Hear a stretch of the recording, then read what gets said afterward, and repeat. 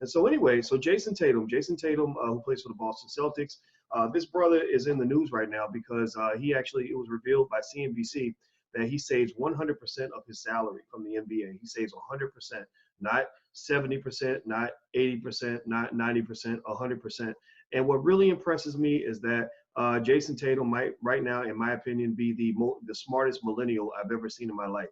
Millennials are very smart. Millennials, when they get their stuff together, they're the ones who can change the world for the better. But not every millennial knows their worth or knows how to fulfill their potential.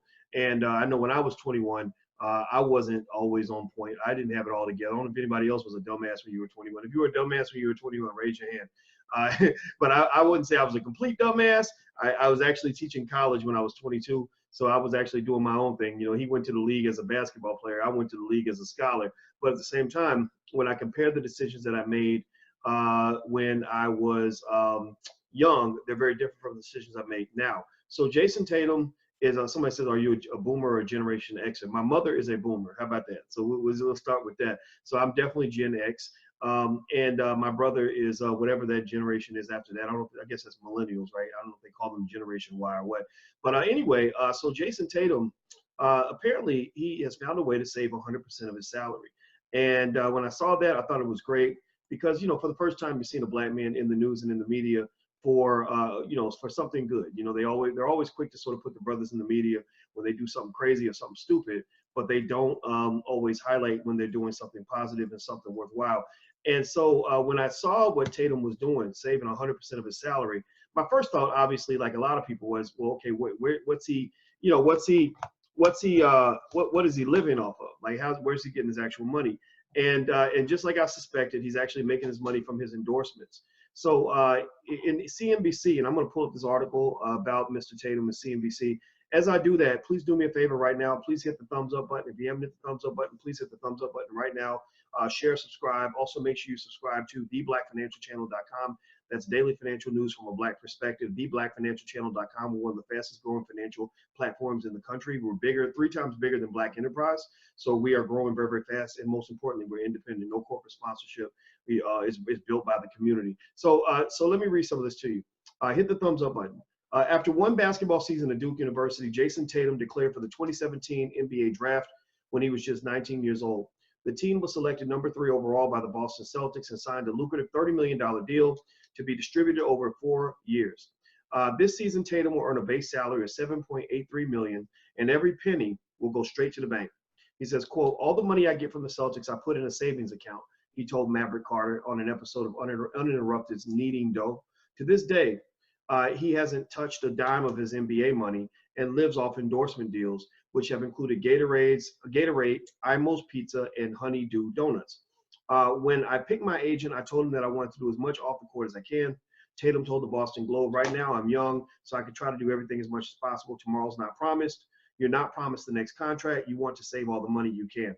First of all, let's give this brother a digital round of applause. Let's I really think that when young people do something that is like not stupid, we should certainly clap for them and let them know that we're very proud of them. So let's give this black man. We all, we'll dog the black man out when he's messing up. So I think it's very important that we clap for brothers when they have it together. All right.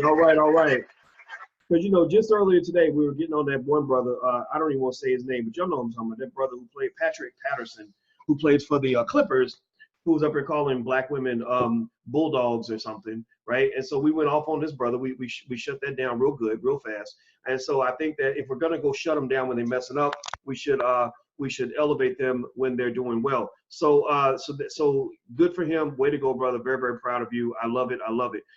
Now, here's another thought that went through my mind when I first saw, Tatum's interview or I read Tatum's first part of his story. My first thought when I heard that he was saving all this money is, are you also investing, right? And it doesn't mean that I think he's making a mistake.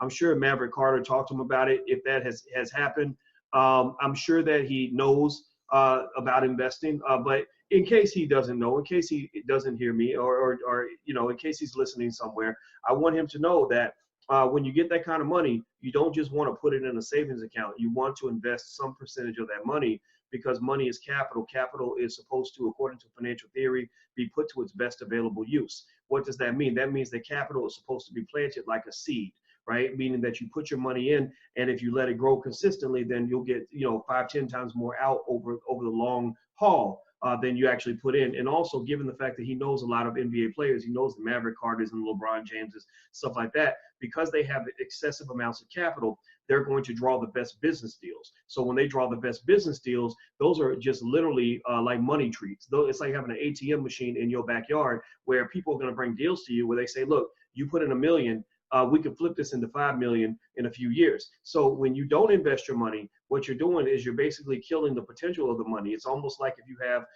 if you have cattle and you want to have more cows, well, you got to breed the cows. You can't just sort of just go buy more cows and keep just adding them in there. You want to breed the cows so that you can get that natural fertility that's supposed to come with your money. But I'm assuming that he had a conversation with somebody about this. I'm assuming that when he says, I put my money in my savings account, that he is activating some of that money. And I think it's very important. The other important point to make about Jason Tatum is that, he's in the extreme category. Theoretically, honestly, to be real with you, as a financial psychology expert, I'm going to tell you that people who hoard and save too much, that actually technically could be considered to be almost like and I want to be cautious when I say this because I don't want to make it sound like I'm dissing the brother, but you can almost define it almost like a mental illness, a mental health issue, right? Now, it doesn't mean that he has a mental illness. I am not in any way dissing what this brother's doing. I'm very proud of him. And if you're going to go to an extreme, at least go to the extreme in a positive direction as opposed to negative.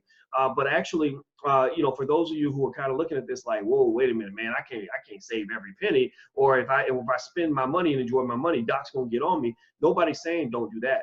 What you want to avoid is the other extreme. The other extreme that got guys like Antoine Walker into trouble. Antoine Walker's problem was that Antoine Walker, it wasn't that Antoine Walker didn't save every penny. It was that Antoine Walker spent every penny. Antoine Walker went deep in debt with every penny. And when you do that, that's when you get yourself in financial trouble. That's when you have financial problems. So ultimately, anybody who sees this and is inspired by this, but doesn't want to go that far, it's okay. You don't have to go that far. You can have moderation. An NBA player, this is why NBA players going broke really bothers me. The reason it bothers me so much, as a finance professor, what bothers me so much about NBA players who go broke is that, they could still have enjoyed their money and not going broke if they just had some moderation. So let's say, for example, you run into a guy who says, look, when I make my money, I'm not trying to go the Jason Tatum route. I ain't trying to save 100% of my money. I ain't doing that. That's not of interest to me. Well, what I would say to this guy is I'd say, look, just take that bottom 20 or 30% of your income, 20 or 30%. So you're Jason Tatum, you're making $8 million a year. 30% of that is 2.4 million. Well, let's take out taxes. Let's do it that way. Let's make it easy. So let's say 4 million after taxes, and you pay everybody. So 30% of that 4 million is about 1.2 million. What I would say to that young man, if he's my little brother or my son, I say, okay, son, let's take that 1.2 million and we're going to work that 1.2. We're going to put that 1.2 into a special account so that, that money will grow. We're going to give that to the fund managers. We're going to let that grow over time. And also, as your salary increases, that 1.2 is going to grow to 2.5, 3.4, 4.6. It's going to grow, because your salary is going to grow. Jason Tatum's a great player. He's going to have a long career. The NBA is a great place to make money. So what happens then is 15 years later, when he retires and he announces he don't want to play basketball anymore, those small contributions every year that he's making that are allowed to grow, with compound interest, could easily have him walking away with a lump sum of $50 to $100 million, easily $50 to $100 million, maybe a couple $100 million if he hits the right investments. If you run into an Uber type of investment or something that actually allows you to really flip your money. I mean, I've made investments for $10,000 that have turned into $250,000, right? So the same thing applies to millions. You can make an investment for 10 million that turns into $250 million. That's where guys like Nas and others are actually making their biggest money. They're not making the biggest money from rapping. They're making the biggest money from investing, right? So they're all coming over into our territory. So by you guys being here, by you guys watching the Black Financial Channel, what you are is you're just ahead of your time. The reason that we're not the cool kids on the block yet, and we're not the most popular kids on the block yet, is because the rest of the world's got to catch up with you. You're thinking about your children and your grandchildren, great-grandchildren, you're implementing principles and ideals that will be commonplace in the Black community in a generation. They're not commonplace in the Black community now because we're just not being introduced to the power of investing and the power of wealth. So anyway, so let me read more about Jason Tatum's story. Do me a favor, guys. Please hit the thumbs up button, hit the share button, hit the subscribe button. Make sure you subscribe to the Black Financial Channel, theblackfinancialchannel.com. And also, if you have an opinion, if you ever want to submit content or a short little commentary of your own, 3 minutes or less, make it short though, just go to boyceyouropinion.com, B-O-Y-C-E, boyceyouropinion.com, and you can actually submit a video right there. And if it works for the channel, we'll put it up on the channel. So feel free to go to boyceyouropinion.com. And also, if you're interested in your children joining our Black Business School for Kids, go to blackmillionairesoftomorrow.com. That's blackmillionairesoftomorrow.com. Okay, so let me read more of this article to you. He says, let's see. He's not the only high earner to have a savings first mentality. Jay Leno and former NFL player Rob Gronkowski both set aside 100% of their primary income. Leno saved his Tonight Show money and lived off earnings from comedy gigs he made on the side, while Gronkowski saved his NFL salary and lived off endorsements. Tatum, now 21, didn't grow up with much money. He and his mom lived check to check, he told Carter. But as I got older, pay attention now, this is financial psychology popping in. Remember I told you that money, there is such a thing as a money mindset. There is such a thing as a difference in the mindset between somebody who starts off poor and dies poor versus somebody who starts off poor and dies rich. There is a difference in the mentality. So don't ever let anybody make you think that mindset doesn't matter. Mindset is everything when it comes to money. People who think about money are going to get it. Just like a man who's always thinking about, women is going to have plenty of sex and babies, mamas. Well, a person who's always thinking about money is going to give birth to a whole lot of dollar bills. So just never, ever let anybody make you believe that there's no such thing as a money mindset. There is such a thing as a money mindset. And it's very, very important. It's critical. So let me see what he says. So listen to this. This is how he developed his money mindset. Tatum, now 21, didn't grow up with much money. He and his mom lived paycheck to paycheck. But as I got older and started understanding that the NBA was coming to reality, so he's thinking, okay, long term, I got some dollar bills on my way. She started talking to me, mothers, parenting, pay attention now. She started talking to me about the importance of balancing all this money. She still helps him out today, acting as his financial and business advisor. I love it. Shout out to all the mamas in the room. If you are a Black mama in the room, I want you to shout yourself out in the chat, because I swear to God, y'all are like the greatest lifesavers of all time.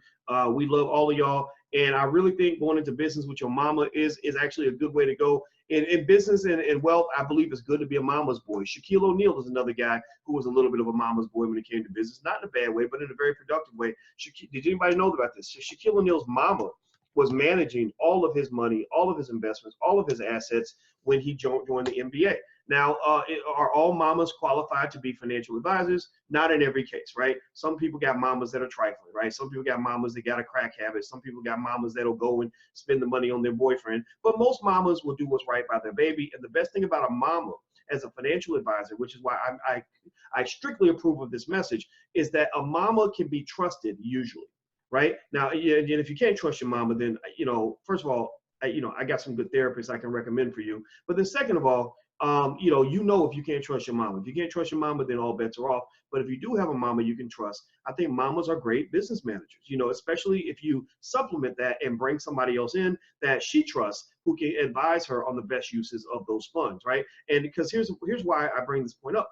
A lot of these guys lose all their money because they get in a financial advisor who is not of the Black community, who does not care about that person, who ain't gonna look out for you no matter what, who is going to put your money into bad investments, who is going to put you in a horrible situation where they promise you that you're going to make all this money when really you're the one that's left holding the bag. And what they also do is they take advantage of the fact that many athletes do not have a lot of financial literacy. I talked to a brother who plays for the Utah Jazz, and this brother, he actually financed and sponsored an event out in Oklahoma City that I was invited to. It was a financial literacy event. I wish more NBA players would do this because I thought it was amazing that he did this.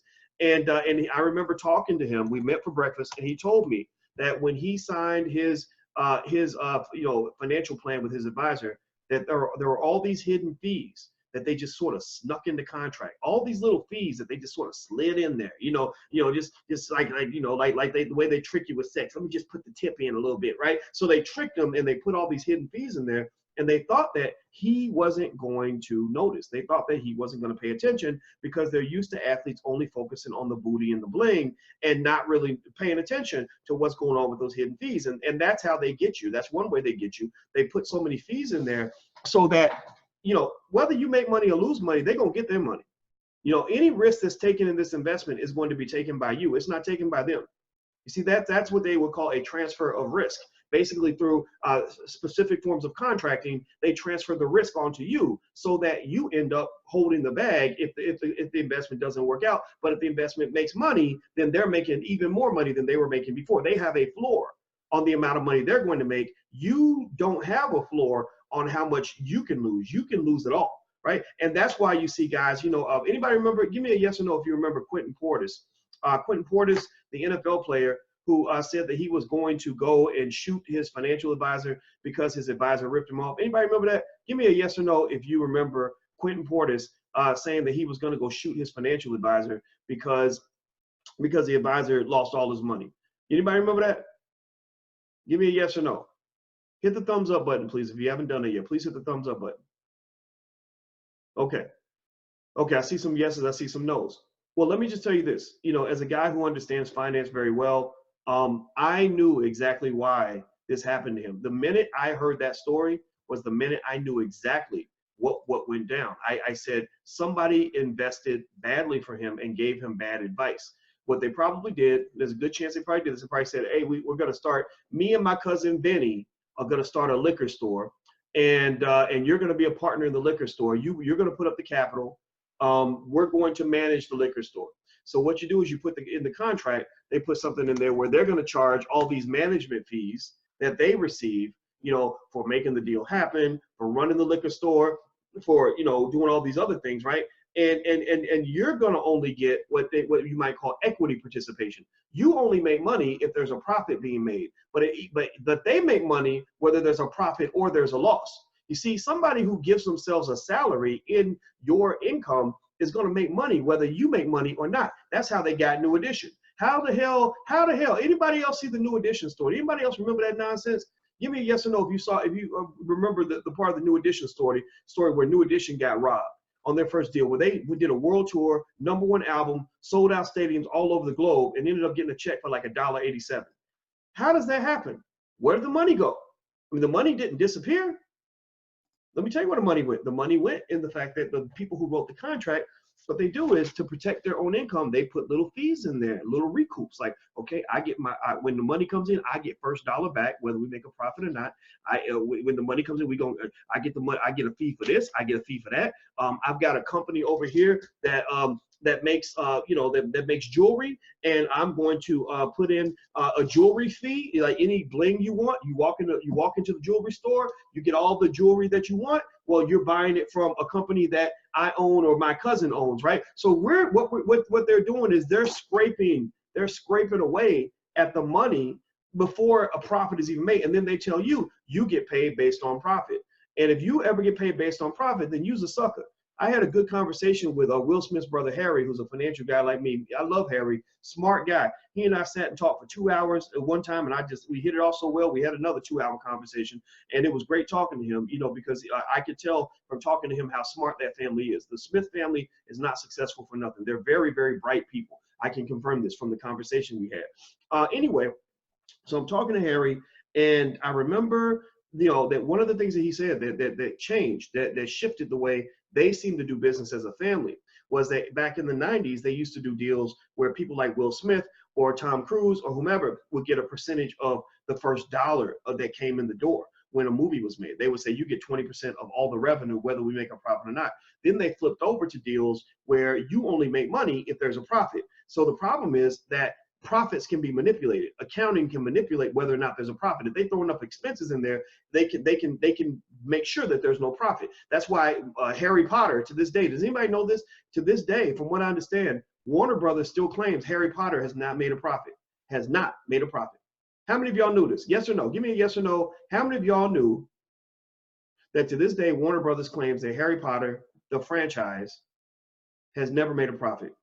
Yes or no? Who knows that? Yeah. Yeah, go Google it. I'm gonna double check to make sure they haven't changed their language. But they're claiming that Harry Potter didn't make a profit. Now, has Harry Potter made money? Let's see. I don't know. Let's go Google it, right? Hit the thumbs up button if you haven't done this yet. Please hit the thumbs up button. And also, if you want to learn stock market investing, stuff like that, I actually have a stock market investing program. It's theblackstockmarketprogram.com. That's theblackstockmarketprogram.com.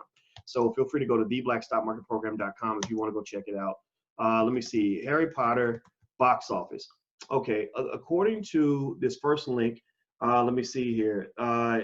It looks like they're saying Harry Potter has made $1 billion, but that's probably one movie. Yeah, that's Harry Potter and the Sorcerer's Stone. Let me see, which Harry Potter movie made the most money? Okay, wait, sorry, so maybe I'm wrong. Maybe I'm wrong. Here we go. I see number one was Harry Potter and the Sorcerer's Stone. This has got to be domestic or something. This can't be global box office. Yeah, this isn't right. So let me see. Here's one movie. This is one movie. Harry Potter and the Sorcerer's Stone made 971 million. The budget was 130 million. So they put out what, about 4 or 5 or 6 of those Harry Potter movies. So each of those movies is making hundreds of millions of dollars, and they're still coming back saying, "Hey, sorry, we didn't make a profit. Sorry, we just tried. We got books and action figures and amusement park rides and movies and all this, and we still haven't made a profit." Well, that's because profit can be manipulated. That's why I knew that when they were, not to even defend Donald Trump, because I think he's an idiot too, but when they were trying to basically say that he's definitely a bad businessman because he didn't make a profit, that showed me only people who say stuff like that are people who don't run a business.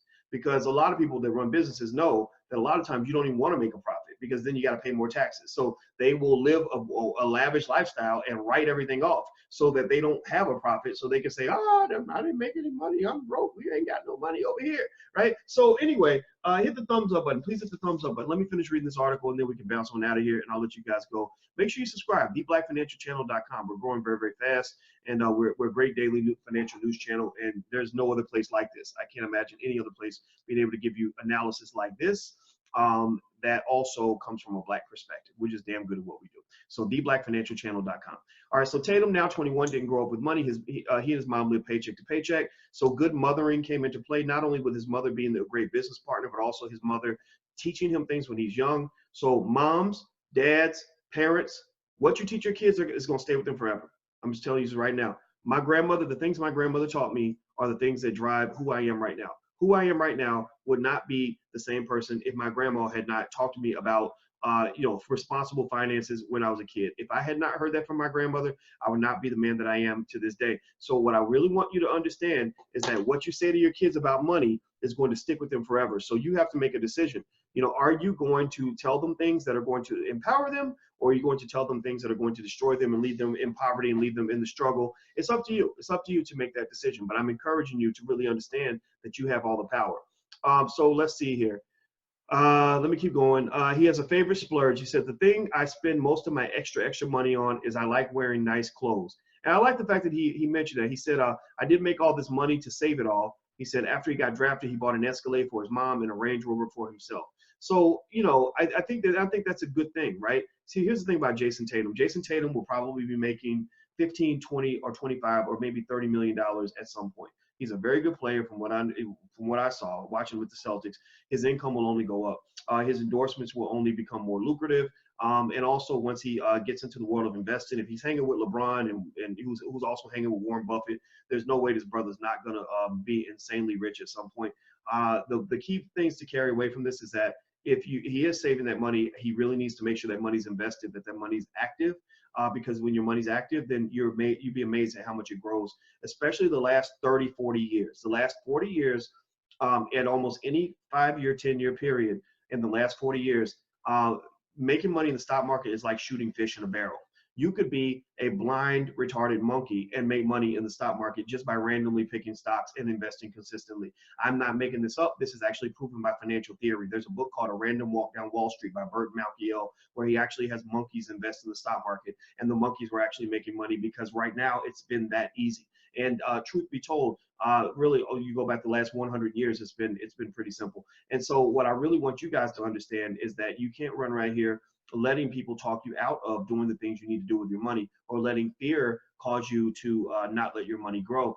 What I also like though is I like the fact that him saving this money does show something that I made a video about this not too long ago, that you actually don't have to, your investments don't even have to make money a lot of times for you to actually grow wealth and become a millionaire or whatever it is you're trying to do, right?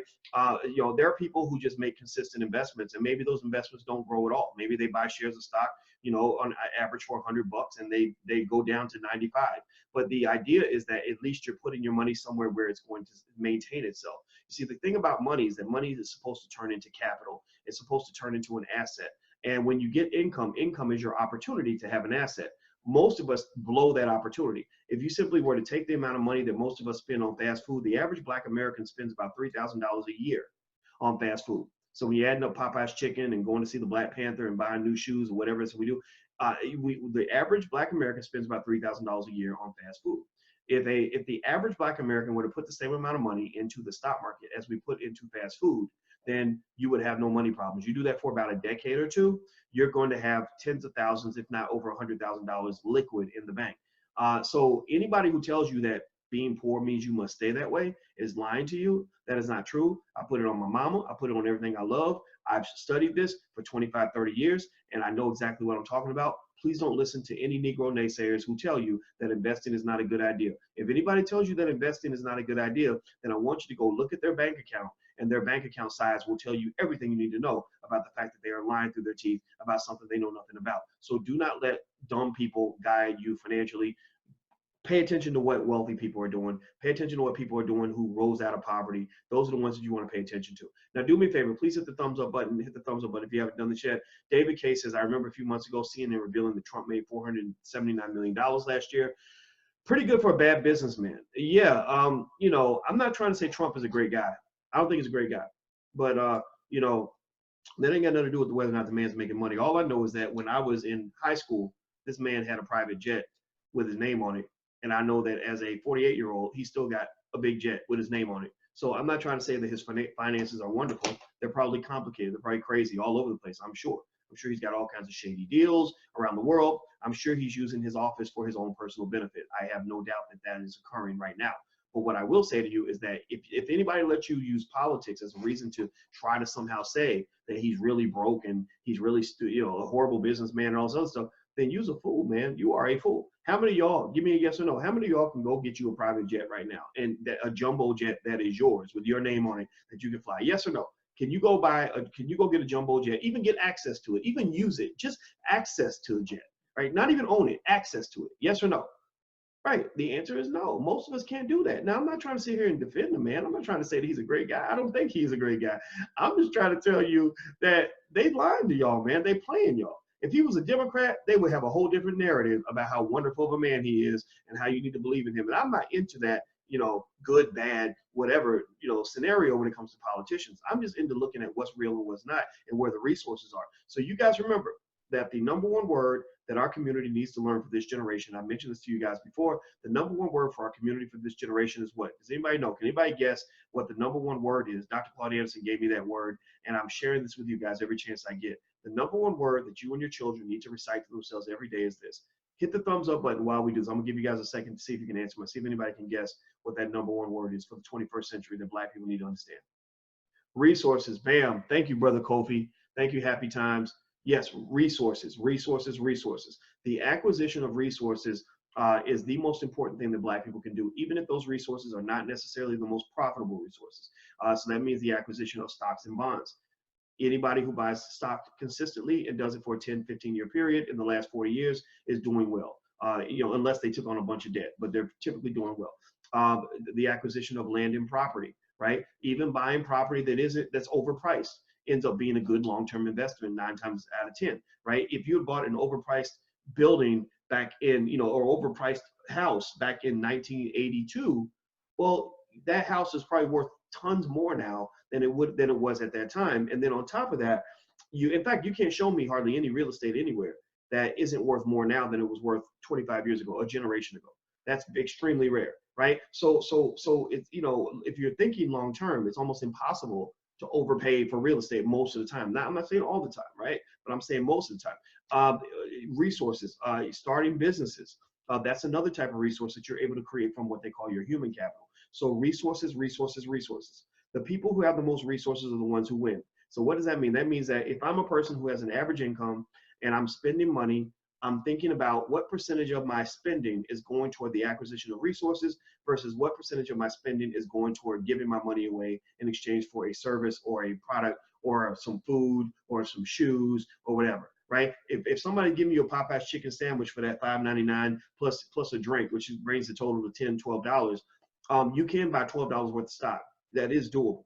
And a person who even does basic things like that is going to be in a better financial position than a person who doesn't do anything at all. So it's okay for people to throw their conspiracy theories at you. But what I'm saying is that don't let the conspiracy theories be your excuse for doing nothing. Because when I study the wealth gap and I study how it's growing, when I look at the gap, not the racial wealth gap between whites and blacks, but the intra-racial wealth gap between black people who come from poverty and become wealthy versus those who come from poverty and stay broke. The difference between black folks who come from poverty and get wealthy and those who come from poverty and stay broke typically is driven by investing. Did you invest in education? Did you invest in starting a business? Are you investing in the stock market? If you give me two people who start broke, two black people who start broke, right? So let's take white folks out of the equation. Two black people who start broke with nothing, and one person is investing their whole life and the other person is not investing at all, then the person who is making the investments 9 times out of 10 will be better off than the person who's sitting there complaining that they can't invest because white man said they're not allowed to do it. So stop. So let's let go of this nonsense. I take race out of the equation so that I don't hear people saying, well, Doc, you know, the reason black people ain't got nothing because white people did this, white people did. Yeah, we know white people gonna stay white. They ain't gonna change. They will never have melanin in their skin in this generation or the next until they meet your child or something and have an interracial baby. Then the baby will become black and all that stuff gets washed away. But my point of the matter is to say that you got to let go of the conspiracy theories and you got to do the basics. So this brother, I love this brother. I respect him because he's doing the basics. He's going to get ahead.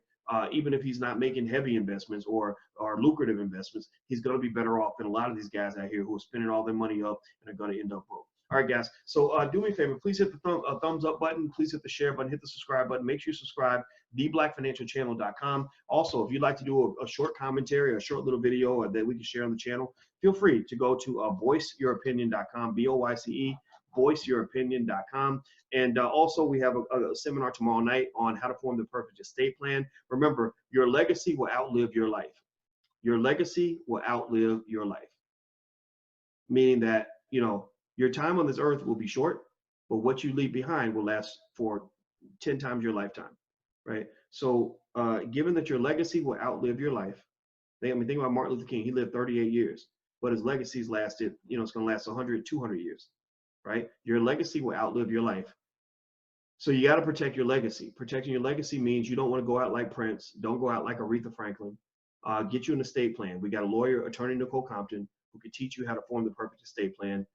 Feel free to go to drboyceseminars.com. That's drboyceseminars.com. And you can actually sign up for the lecture. And then also we're doing one on how to make money as a government contractor with Walter Cotton.